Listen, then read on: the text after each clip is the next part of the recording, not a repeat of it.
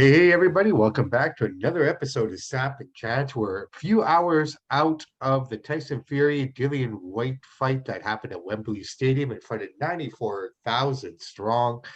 Joined with me, as always, is my man with the master plan, Mr. Chance Michaels. Chance, how are you this happy Saturday afternoon? I'm feeling excited. Seeing 94,000 people jam packed for a boxing match. I love it. Beautiful. Yeah. Beautiful to see. Uh, what did you think, man? Was it what you expected? Was it more? Yeah. Was it less? It was exactly what I expected. I thought it made it go a little bit longer than the sixth round, but I said it on the last podcast. You did too. Dillian White's getting KO'd. I mean, Fury's just in that zone right now. He's a monster. That was Yeah, a no. nasty uppercut, though. Whew. The only uppercut that he threw in the whole fight. Oh man, The only uppercut that was thrown I through the feel bad whole for Dillian White fight. because he stood up and he didn't even know where he was. He was stumbling and bumbling, and you can't blame the guy getting hit You know, that hard. Holy. referee did the right thing there. Oh yeah. I think the ref did a great job. I think if Dillian got up and didn't wobble, I think he would have been saved by the round. Yeah. But that being said, I don't know if he how much he would recover going into the corner. So in a way, it's really good that it ended the way it did. It was good for him. Yeah. Tyson was even saying, like, he was telling the ref to wave it off because he didn't want to hit him anymore. He knew that if he let him go, that he'd have to hit him, and that's Would. when damage can be caused, and problems, and yeah, those unfortunate injuries can take place. So good on the ref, good on both men. They came out, they did their best. I kind of thought a little bit more from Dillian. I thought, He looks slow. It wasn't muted. He looked slow. he looked a little slow. He didn't have the speed. I also felt that he was really flat-footed. Like after he would try throwing punches, he came out looking really flat-footed. Uh, he just, it was just like basically the first round was basically, it was a balanced first round as far as I could see. Mhm. He came out, Dillian Whyte came out in a southpaw stance, which was, unusual. He's not a southpaw fighter, so that was kind of interesting. And he did the right thing right from the get-go. He tried going for the body. He had to find some way in. Being the shorter man, having the shorter range, he had to kind of, lunge in and try to find his spot to get in. So working the body, it was kind of what it was. And I think Tyson was just kind of feeling out where his range was coming from and what he had to do. He landed a couple light balance shots, and Oh that was yeah. basically round one. I think round two is when things start to get interesting here. Dillian came out in more of an orthodox style, and I think frustration started to set in early for him here because he wasn't getting that range. He wasn't be able to get into the inside to kind of land any punches. He threw two big rights in this round, but both missed. I think that just kind of compounded that frustration he was already kind of feeling. Tyson started feeling his groove here as well a little bit, his flow, if I may. Started to land a bit more and more at will as well, kind of just, knowing when he was going to come in and, knowing that he was going to get flat footed sitting down on it. Yeah. Um, the the third round, Tyson, he started now. Now I feel that this is where he He's kind ready to of. roll. Yeah. Oh yeah, he was starting to flow now. He was landing shots at will as Dillian was trying to come in and trying to come forward. And I think that kind of set up for the fireworks that the fourth produced. I think that was the most entertaining, exciting round of them all. It was. Uh, it- he came out. This is where I think the whole thing falls apart for Dillian, honestly. He came out and he clinched right away, and he got that shot on the back of the head, which kind of pissed off Tyson, and that kind of Not a led good to idea. no, and he got to start talking to as well. Dillian did, but then Tyson being Tyson, he's coming in, he's doing his shenanigans, and Dillian threw a couple hard body shots in there as well. During the tie-ups and stuff, a lot, with the elbows and everything. He walked out of that round with a cut under over his right eye from a headbutt. Um, Not a good round for him, man. It was No. kind of like he was starting to show his getting tired. That stress, that frustration, it just kind of set in. I think the extra muscle he had on him, the extra bit of weight he had on him started to affect him here. He just couldn't find his range. I think that's the story of the fight for him. It makes me wonder what you were training for, or is that Tyson that good? It's just Tyson's like, that good. He's a top, one of the best heavyweights of all time, man. You've got to be yeah, top 10. Sure. 100%, right? And Not he higher. just he just kind of he just was playing with him at this point. Just kind of he just measuring his shots, just waiting for him to come in.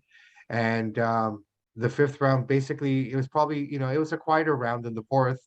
Just at this point, Tyson's now just kind of hitting him at will, I found, and he's just hitting him with combos in this round as well. He had him wobbly at one point, but it was nothing to really fear. He was just off balance. I'm talking about Dillian Whyte. Yeah. He was just off balance for a minute there, but he didn't have him shook as I thought he did in the beginning. Um, he looked feisty in the round too. He was trying his best. He was trying to go for some shots. He was trying to work the body, but Tyson just kept working both up and down. He's just kind of confusing Dillian. So not a good night for Dillian, unfortunately, man. And it's kind of frustrating. I mean, this guy's been waiting. He's the mandatory since 2017 for this title shot. So, Dillian Whyte is not a bad fighter. He No, is not. He's a great fighter. And it's like I said to you in the podcast earlier when we previewed this. I said the biggest fear that I have is that he's being exposed with his chin in that Povetkin fight. And sure enough, man, that one shot, and the only uppercut that he threw that fight finished the fight.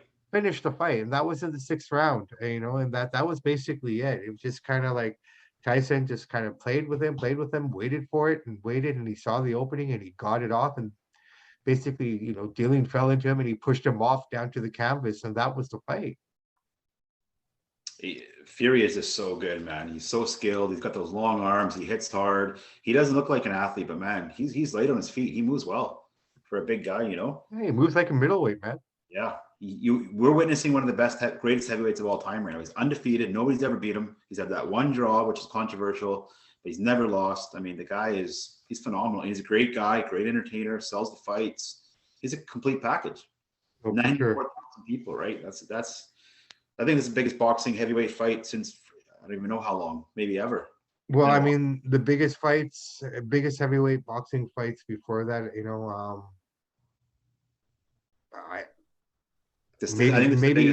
maybe Bruno and where did Bruno and Lennox Lewis fight? Thought they fought in Wembley, didn't they? It wasn't 94,000, but this is the record. It wasn't 94. Yeah, I know.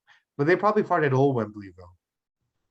Carl Froch fought in front of 80,000 people as well. But I mean, for heavyweights, yeah, right? I mean, Canelo's done it in Texas now at 18. Canelo didn't get 94,000 though. He got like 60. Yeah, fair play. So I guess this is, well, I mean, they are saying it's the biggest. And Fury's a star. He's a global icon. Like, he sells the fights. Like, he's just so entertaining. He's so fun, and he backs it up, right? And just like you got to watch him while you can, because he might only have a few more fights left, right? No, for sure. So talk about what came after. Well, hey, before that, let's just touch on the final stats here. So for Tyson Fury, 76 of 243 punches landed. 29 of those were jabs and 47 of those were power shots, compared to Dillian Whyte, who had a measly 29 of 171 shots landed, 8 to the body, 21 power shots. It looked like a sparring session for Tyson Fury. He wasn't sweating this guy at all. I know he took him serious, but once he got in there, Dillian was no threat at all. No, he wasn't. And and that was the fear going in. It's like, and I was saying this before, like, Dillian Whyte, I know he's a mandatory, but this is a fight, like, it's not even going to be close. He needs to fight the Usyk, really. That's nobody else from the fight. Joshua, I guess, but he's got a few losses, but Fury would too. That being said, as you mentioned earlier, Tyson has been saying leading up to this fight, during the fight week, this past week, and everything in his post-fight right now as well, he has officially retired. Mm-hmm. Do you think so? No. They'll take some time off. They'll fight Nagano. They're going to fight with MMA gloves on. He might get 9 figures for that fight. That's going to be a massive fight. I think he fights again in a year or two. One of the Joshua or Usyk will talk smack about him. He's scared. You're tired. You don't want to face me. And he'll come back and beat their ass. Well, what's the landscape look like, though? If he retires, I mean, okay, technically speaking, who would you say are the... I mean, for me, I would say it's Usyk, Joshua, Fury, and I have to throw Wilder in there, right? Those are the 4. You take out Fury, you got those 3. Deontay Wilder is a wild card. Where's he actually going to go from here, right? So you got Joshua and Usyk. So what happens with the WCB? I would like to see Fury fight the winner of Usyk Joshua, so he could clean up that whole division, right? And he would beat them both. And I would love to see that. Just clean up the whole division, then right off in the sunset. There's nothing left to prove then, right? I guess so, but he's Who really knows? the way he's talking. He's just like he said in the post-fight conference that he is open to exhibitions. Nagano being that exhibition, he says he wants to do that. Here's something interesting, Chance. He said that he's interested in doing SummerSlam. Drew McIntyre's been talking a lot of shit, and I thinks he should go up over there and kick the shit out of him. He's also talking about wanting to do something with the WWE when they come in September for the Cardiff show, Good which is entertainer, man. yeah. So there's like that's another stadium of 80,000 plus that are going to be there for that WWE show. So he says he'd love to do something with them. He'd love to do the Nagano fight as well. So That fight's probably going to happen because Nagano came in the ring after, so something's going on behind the scenes with that, no, right? no, something has to be happening there, right? So I mean, ultimately, like I said, I think he is going to retire. I really do. I mean, He's retired he's now, but I saying it. think he'll fight again, is what I'm saying. Maybe, but I don't know if it's going to be professionally in boxing. I think he's going to do exhibition boxing. I No, think I'm talking he'll, boxing. Like, I think he'll fight you think professionally. he'll? All right. Well, I say he won't come How back. many You times say do we he hear these will. guys retire and come back, retire, come back? But here's the thing with Tyson. Everything he said, he's backed up so far. Yep, so far. So that being said, that's why I'm leaning on the fence of if this is what he's saying, this is what he's saying. Now, that being said, you look at his ring entrance, that the way he came in, starting off with an American Pie, the music, Don McLean's American Pie. It was basically a montage, a summary of his career Mhm. throughout that whole track. He actually came out to Juicy from Notorious B.I.G. That was his actual walkout song. But I mean, it was just kind of like everything he did, even going Yeah, but into a the lot of walkout. fighters say this is their last fight. They're going to retire. And somebody talks smack about them. They got to get back in there to humble them. So I think we'll see him again in a boxing ring, I think. Okay, I'm gonna go Could the be other way. wrong. I'm gonna go the other way, but that's what's awesome about this. We'll make a gentleman's bet. You already owe me one Diet Pepsi, so shall we do double or nothing? Double or nothing it is. Shake, done. All right. So yeah, where do you think this goes though? If he does retire, let's just play that hypothetical. Nagano fight with MMA gloves. No, no, no, no, no. If he retires, Mm-hmm. what's next for the belt? What's next for the lineal? What's next for the ring belt? Who gets that? I Where does don't it know. go? Let's Here's what gonna have to have I'm a tender fight for that. well, who would fight for it though? I mean, it was announced that Joe Joyce and Joseph Parker are going to be fighting, but I don't consider either one of them No. for that. I almost feel that Dillian versus Deontay should fight for that belt. I don't know. I mean, Or Ruiz versus Deontay, maybe. Ruiz. I don't know. I don't think Ruiz would last. No, he'd He's get his ass kicked. Yeah. he'd get knocked out in the first round, in my opinion, against Deontay Wilder. And Wilder that's a it's broken Deontay Wilder too right now, right? yeah. Fury broke So that man. yeah, definitely. So I just if he retires, that's where my head is right now. Like what happens with the belt, right? Like if we're talking the lineal champion too. So I Mm-hmm. mean, it's just like what direction do you go? Who's out there? Yeah, it's gonna be interesting to see how it happens. The next big fight is gonna be Joshua Usyk, right? That's gonna be They're fun. talking July, I believe. They're talking Rematch. July for that, right? So It's too bad. I wish Fury would just stick around a little bit longer and fight the winner of this and beat them down. but the man is done, a man is done. And I think you have to respect that in my opinion. At the end of the Oh no, I day, respect it. I just don't think right? I think he'll come back when somebody says he But will. if it's right, I get it. But I think until that feeling emerges, It'll until be a he year or gets two. Yeah. that feeling, then I don't think anyone should fight if you don't feel like you should be fighting. If you don't No, want I to agree. fight, you should not get in the ring, Yeah. Give him a year or right? two. He'll get that itch. Well, see, he's But you know what? He's gonna 34. make he's gonna make a lot of money fighting Nagano and do all these things too, right? So But that's the thing, right? I mean, yes, I would love to see him unify all four belts. He'd be the one to do it. yeah. But if he's gonna walk away, then let him walk away. I say, just Undefeated. Way to go out. undefeated. That's the other thing he said as well. Like I'm the second heavyweight in history to retire undefeated. I mean, he shot off all his accolades. The man's basically won every bloody title there was to win. Mhm. Every award you can basically win, he's basically won against. I think the only one he said he didn't win was Inspiration of the Year. He's Yeah. won Oh, he's had Round an of the amazing Year, career. Fight of the Year, Comeback of the Year, Fighter of the Year. I think I already said that. Sorry. He's won all the European titles. He's won all 4 heavyweight titles at different times. Obviously, lineal champion. He's the only heavyweight to have the ring title. Yep. No one else has He's had it amazing. except him, right? So, in essence, he's basically done everything. That's what he said. So he's saying all the right things, but like you said, man, you're right also. How many guys have said they've retired and have come back, right? So, Exactly. We'll see. but we'll I see. mean, We'll see what he wants to amazing do and whatnot. athlete, amazing talent, and one of the greatest heavyweights to ever live. Simple as Yeah. that. His record stands for, And he Yeah, knocks yeah. everybody out. Like, he's exciting to watch too, right?